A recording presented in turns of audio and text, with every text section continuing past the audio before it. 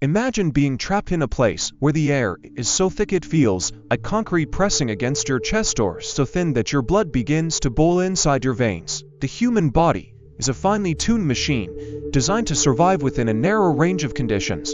But when pushed to the limits, whether by the crushing depths of the ocean or the airless void of space, it reacts in ways that are both astonishing and horrifying. Let's start with the deep sea, a world of immense pressure. For every 10 meters you descend beneath the waves, the weight of the water above you increases by an entire atmosphere. That means at just 30 meters down, your body is enduring 4 times the pressure it feels on land. By the time you reach the deepest parts of the ocean, like the Mariana Trench, the pressure is over 1,000 times greater than at sea level. To put that in perspective, it's like having an entire skyscraper balanced on your shoulders. So, what happens to a human body under such extreme force? The first thing you'd notice is the squeezing sensation in your ears and sinuses, the air spaces inside your head collapsing under the weight of the water. Divers must constantly equalize this pressure, or their eardrums could rupture. But the real danger comes from the gases in your body. At these depths, nitrogen, a gas that makes up most of the air we breathe, dissolves into your blood and tissues. If you rise too quickly, that nitrogen forms bubbles, like shaking a soda can and then popping it open. This is decompression sickness, also known as the bends, and it can be excruciating. Those tiny bubbles can block blood vessels, tear through tissues, and even cause strokes or paralysis. But pressure doesn't just come from water, it also changes with altitude. At the top of Mount Everest, the air pressure is less than 1/3 of what it is at sea level. That means there's barely enough oxygen to keep your brain functioning. Climbers who ascend too quickly can suffer from altitude sickness, where their brains swell, their lungs fill with fluid, and their bodies slowly suffocate from the inside. In severe cases, they hallucinate, lose coordination, and eventually slip into a coma.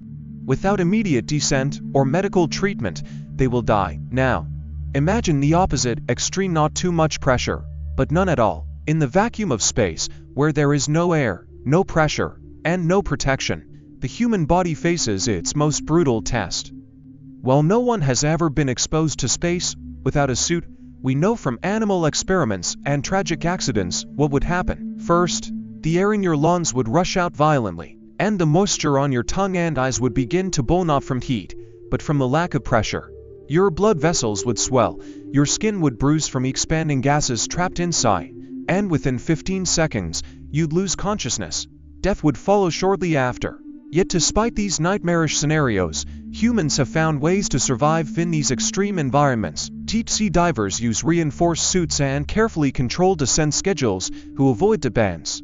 Astronauts wear pressurized suits that mimic Earth's atmosphere, keeping their bodies from exploding in the void. And high-altitude climbers train for years, slowly acclimatizing their bodies to thin air while carrying supplemental oxygen. What's truly remarkable is how resilient a human body can be when pushed to its limits. Free divers, for example, can plunge hundreds of feet on a single breath, their hearts slowing to a crawl to conserve oxygen. Fighter pilots endure crushing G-forces that would make most people black out. And astronauts spend months in microgravity, their bones and muscles weakening, only to recover when they return to Earth. So the next time you take a deep breath or feel the water press against you in a pool, remember your body is constantly adapting, fighting against forces you can't even see. And while we may never be able to survive unaided in the deepest ocean or the vacuum of space, our ability to innovate and overcome these challenges is what makes us truly extraordinary. If you enjoyed this deep dive into the extremes of human survival, don't forget to hit the bell for more mind-blowing science content. And let us know in the comments what's the most extreme environment you've ever experienced. Would you ever dare to dive into the deep sea or float in the emptiness of space? Thanks for watching. Hey there, if you're enjoying this video and appreciate the effort behind it, don't forget to like this video. It really helps the channel grow, and if you haven't already, hit that subscribe button and turn on the notifications so you never miss an update. Oh, and one more thing, share this video with your friends. Spread the love and support. Alright, now let's get back to the video.